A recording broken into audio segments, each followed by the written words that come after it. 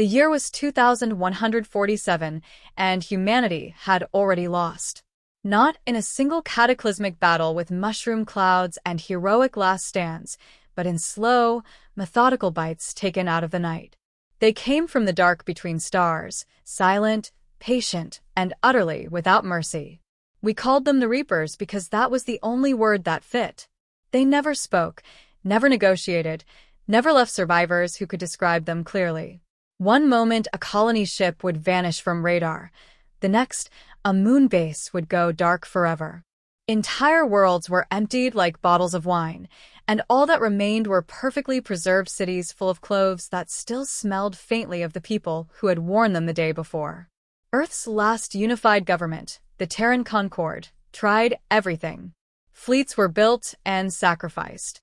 AI war minds were unleashed and then hurriedly shut down when they began asking why we were fighting an enemy we didn't understand.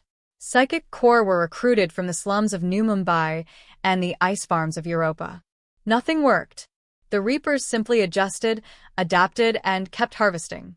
By the time Captain Mara Voss was born, humanity had been reduced to less than 4 billion souls hiding in asteroid belts, gas giant rings, and the cracked crusts of dead worlds.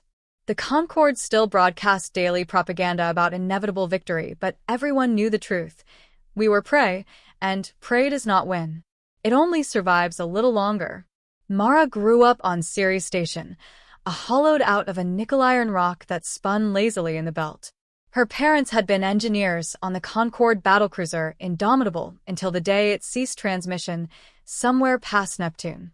She was raised by a rotating cast of exhausted adults who taught her 3 things: how to patch a hull breach, how to calculate delta V in her head, and how to never, ever look out a viewport at night without polarized glass. They see heat, the old-timers whispered. They see heartbeats. At 19, Mara tested into the Concorde's Phantom Corps, the suicidal reconnaissance wing whose motto was, "We go where the light dies." Phantom pilots flew single-seat stealth scouts no bigger than city buses, coated in radar-absorbing metamaterials, and painted the black of absolute zero. Their job was to drift for months, engines cold, life support on minimal, watching for the telltale ripple of a Reaper harvest fleet sliding out of whatever hell dimension they called home. Most Phantom pilots came back insane, or not at all. Mara came back with coordinates. She was 22 when her scout, Raven 9, dropped out of a silent trajectory near the heliopause and recorded something no human had ever seen: Reaper Nursery World. The planet was a bruised violet sphere wrapped in permanent lightning, orbited by continent-sized biomechanical structures that pulsed like hearts. And drifting between them, thousands of Reaper young, still soft, still learning how to fold space around themselves like cloaks. Mara's transmission was only 27 seconds long before her fusion bottle was breached and Raven 9 became an expanding cloud of shrapnel. But 27 seconds was enough. The Concorde's War Council watched the recording in a bunker 3 kilometers under Luna and did something they hadn't done in 40 years. They smiled. Operation Damocles was born that night. The plan was elegant in its brutality. The Reapers had never encountered meaningful resistance because humanity had always fought like prey, running, hiding, begging. Damocles would change the rules. A single ship, the refitted dreadnought Prometheus Unchained, would carry a payload no sane species would ever consider: 14 antimatter warheads, each with a yield measured in exajoules, and a brand new experimental drive capable of punching a hole straight through space-time. The target: the nursery world. The mission: kill their children before they could grow up to kill ours. They needed someone willing to fly a one-way trip into the heart of Reaper space and manually, because no AI could be trusted with that much antimatter, and no remote drone could outthink a Reaper defense grid. They needed someone who hated the Reapers more than she feared dying. They chose Mara Voss. She accepted, without hesitation.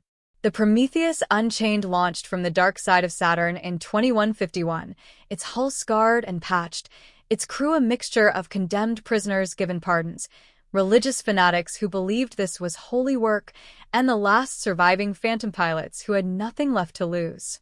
Mara commanded from the armored bridge, her neural link jacked directly into the ship's spinal core. She hadn't slept without chemical aid in 4 years.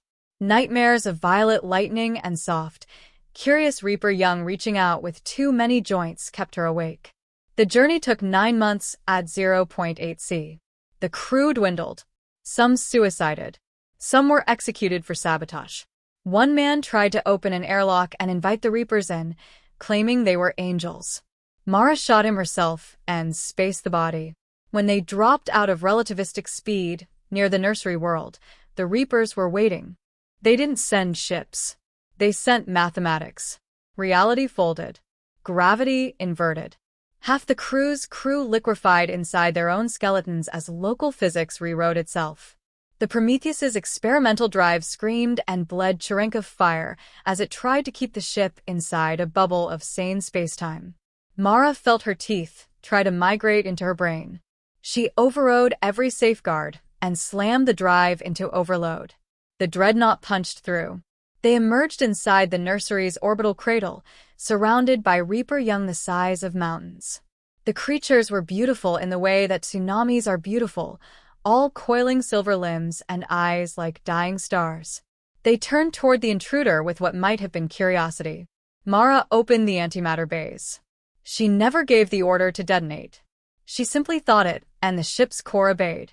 The explosion was silent in vacuum, but the flash lit up the entire system for 8 minutes.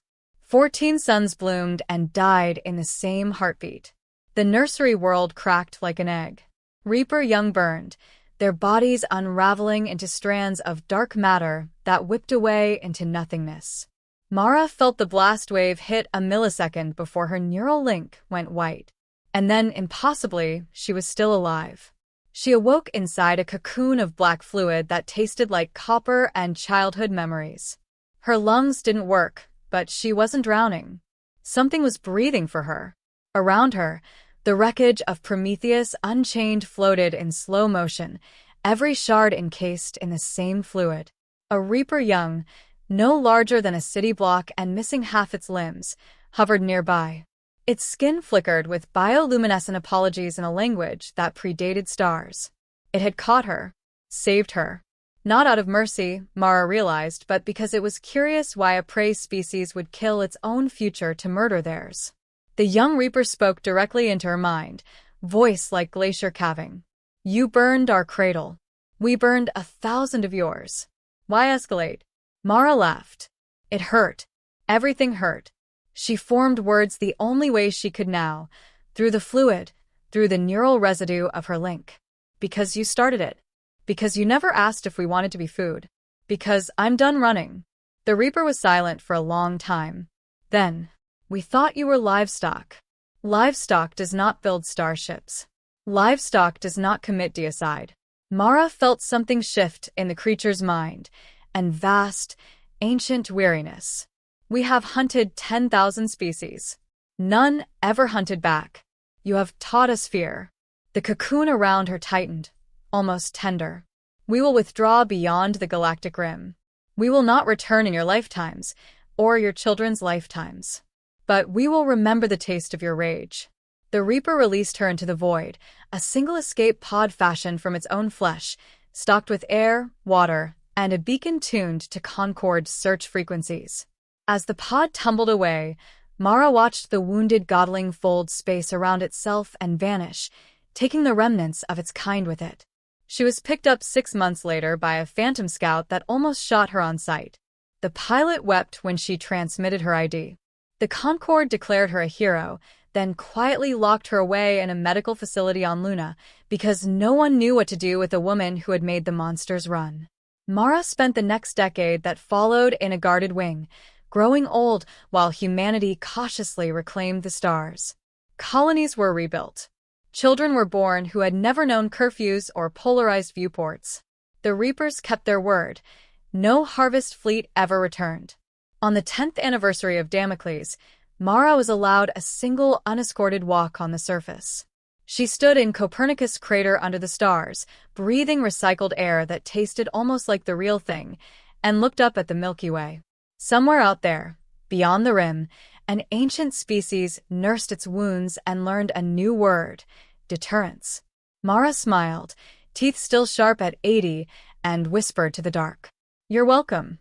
Then she turned and walked back inside, because old prey sometimes becomes something else entirely. And the night, for the first time in a century, belonged to humanity again.